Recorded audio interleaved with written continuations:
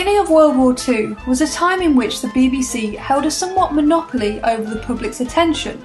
with the temporary closure of many other cultural institutions, such as cinemas and concert halls, and the merger of national and regional radio services to form the new Home Service. In these early years, the BBC made the mistake of overloading the Home Service schedules with serious and uninformative programming, resulting in millions of civilians tuning in to the BBC's Forces service for its undemanding and entertaining mix of features. In response to this, the Home Service started broadcasting some of its own light entertainment, which proved successful in bringing back a large share of the national audience and went on to be remembered as a significant part of the British people's wartime experience.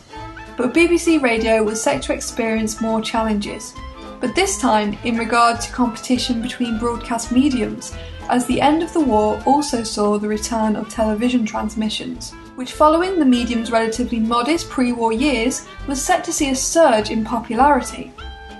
Although the BBC's television service first started broadcasting in 1936, it was very limited in terms of content and was only received within a radius of 40 to 100 miles by a few thousand viewers.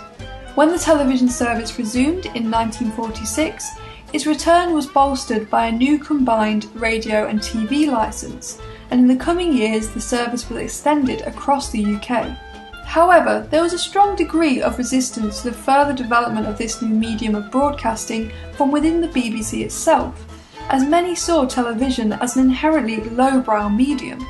Despite these concerns, in 1953 television surpassed radio as the major mass medium, with the coronation of Elizabeth II being watched by 56% of the nation, prompting a subsequent boom in the sales of TV sets.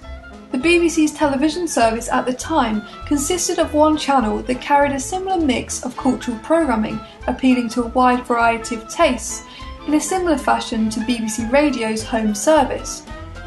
But the already established preconception of television as a lowbrow medium really seemed at odds with the public service broadcasting remit of providing content that would educate and inform as well as entertain.